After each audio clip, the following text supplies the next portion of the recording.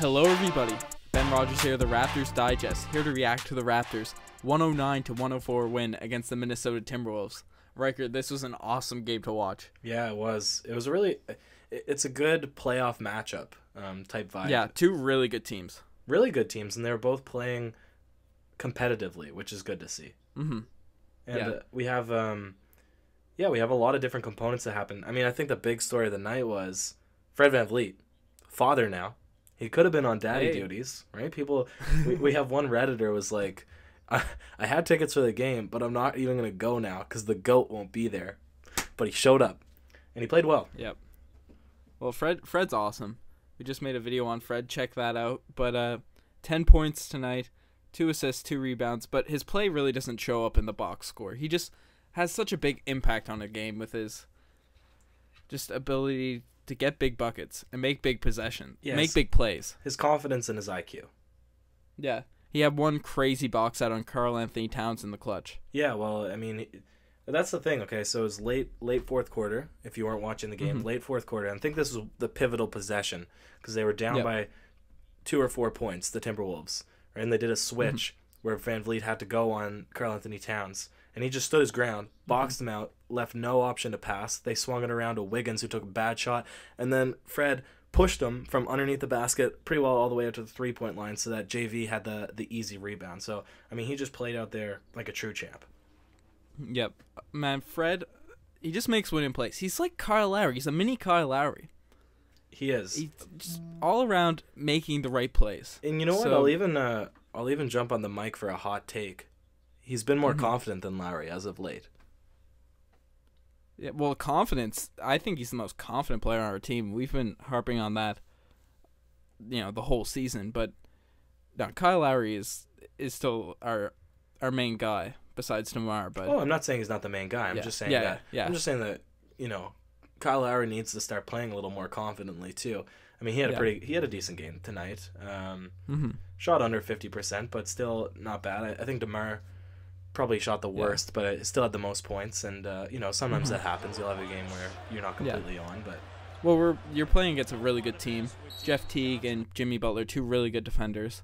So net defensive rating for the Timberwolves as a full team is atrocious.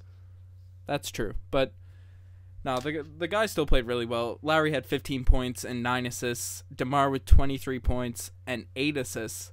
DeMar's playmaking continues. It's keeping up throughout the season. It wasn't just a little trend. What are your thoughts on DeMar's playmaking this year? I love it. I love it because it gets the team engaged, right? That's what we need to get players like Norm back involved in the rotation. People want to see Norm playing well. That's what we need to see Jonas. I mean, that's the reason, or one of the reasons that we lost against the Timberwolves last time. Jonas had 0 points, right? Yep. They looked at the very beginning. Foul trouble was a big issue for that as well. No, I know. Yeah, he only played 11 minutes that game. But what I'm saying is they looked to him early. They looked to Jakob Poeltl. They, when you get the entire team contributing, when you pass to the entire team, then late game, if you want to do an ISO play, the rest of the team will still be engaged. Yeah. That's the big thing. Man, it's just a great look to see. I know DeMar at the beginning of the game threw a crazy little pocket pass to Jonas for a nice finish in the paint. So just awesome to see our both of our guards now being great playmakers. And and you mentioned Norm. What were your thoughts on Norm tonight? Looked a lot more confident. He did. He came out early minutes in the first quarter, which hasn't happened as of the longest stretch now. CJ Miles was injured tonight, just so everyone knows, out with a sore right knee. Nothing too serious, but precautionary. True. And he came out, missed his first 3-pointer, but didn't let that phase him. Hit another 3. He had a huge block. I mean, we'll talk about Norm comes into our segment pieces, but I think all around Norm played with the confidence that we would expect. Not huge points, but enough that it gives me confidence that moving forward he might have more confidence. Yeah, for sure. 8 points tonight, 3 rebounds. Just a solid game for Norm, especially where he hasn't played for a while. But the team looked great. Serge Ibaka had a pretty solid game. Hit 2 threes. That's always great to see from Serge. 15 points, 6 rebounds. Yeah, and he had 7 of those. You like? Go ahead. You liking what you see from Serge? Yeah, I mean, he set the tone. It was a really slow first quarter. I think we only had like 9 points in the first probably 9-10 minutes, and 7 of those were Ibaka's, right? But that's what we need I mean, we say this so often. Ibaka can't start from outside the 3-point line. He needs to start with those inside shots where he's good, consistent, confident, and then he can stretch it outside, right? And then make the defense have to really play up on him. But that's what he did this game, and it really helped out the team, helped set the tone. Yeah, for sure. Serge can make a few threes when he's already got a good feel for the game. He doesn't usually do too well when he's just starts chucking immediately. Yeah, no, that's absolutely true. But okay, so the Raptors are back on the plus side of wins. What do you think? What do you think moving forward? Do you think there's anything that we need to adjust rotationally? Do you think that I mean, obviously CJ Miles being out, but this was a good game tonight. I think we can maybe build some momentum off of this. Yeah, for sure. We've had a couple tough losses in the past 2 weeks against good teams, so it's really nice to see us beat a really good team in the NBA, which, we had that big win against the Cavs a few weeks back, or a couple weeks back now, but this was a nice signature win just to get us back on track to beating teams over 500. Yeah, because we've let a couple of weird ones slip now.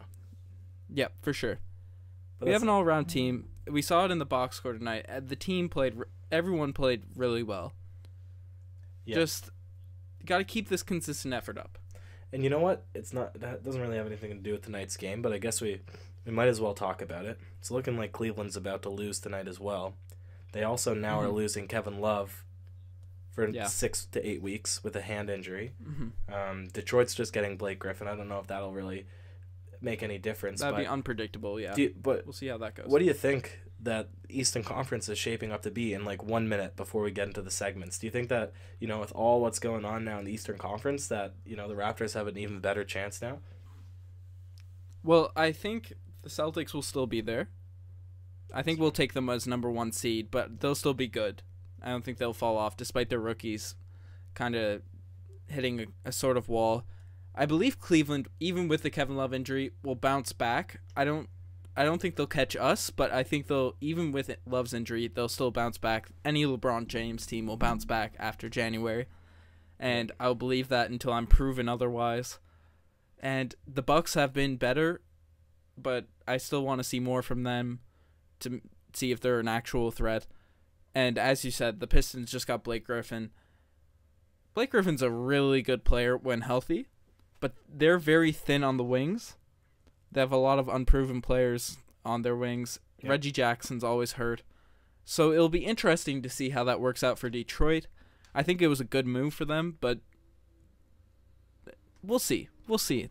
And I want to wait till the end of the trade deadline because, anything could happen right now with DeAndre Jordan, Lou Williams on the block. Yep.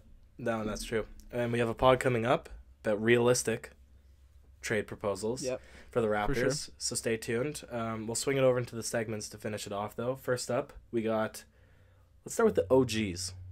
Sometimes, you're watching the game and you're like, oh, geez, what just happened? What was the OGs play of the game tonight?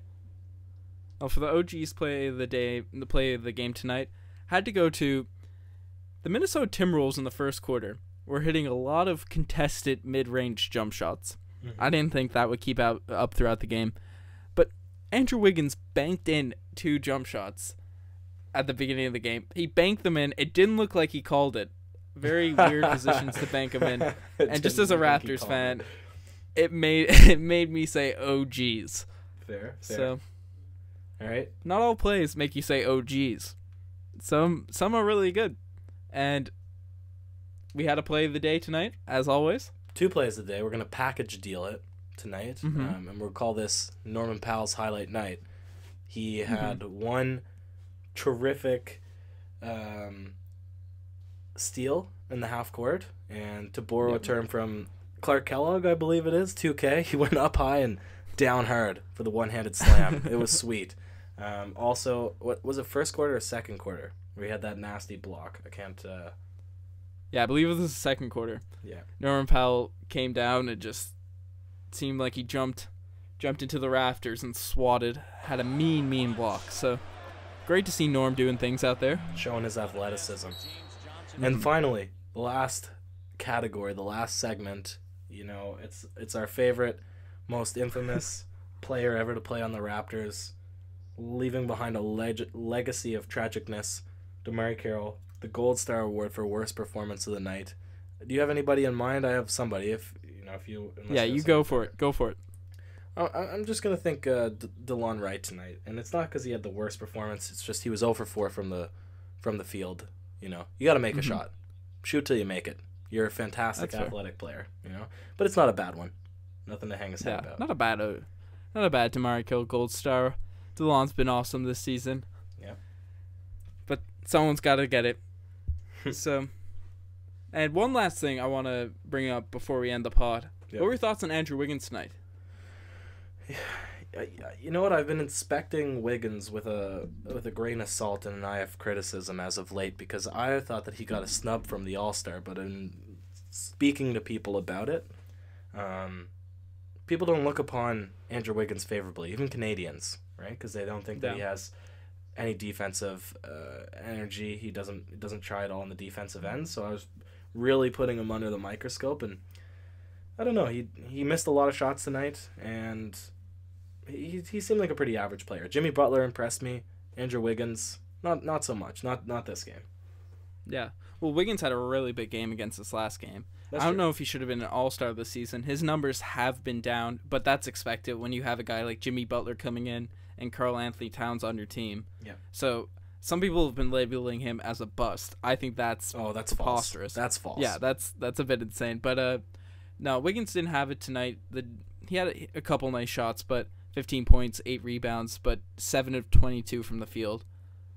Most games it seems like he's just zoned out of it. And I think when he focuses up, once he figures out how to really lock down, get his mind right every game, I think he has the potential to be an absolute superstar in the NBA and be the best player on this team. Well, this is my theory too. Will that happen or not? They'll actually make the playoffs this season. So once he gets that playoff taste, once they lose early round, either first, second round, then he'll be like, okay, this is, now I need to step it up moving forward. He'll fit into his shoes. Yeah, for sure. I have no worries about Wiggins. I think he's a great player. Does a lot of great things out there. Just got to get a bit more consistent. Anyways, that's probably it for tonight. Yeah, for sure. Anyways, everyone, thanks for listening. Hit subscribe if you like our content, and let us know if we missed anything, your views on the game tonight, or anything you want us to talk about in the future. Nice. Cheers.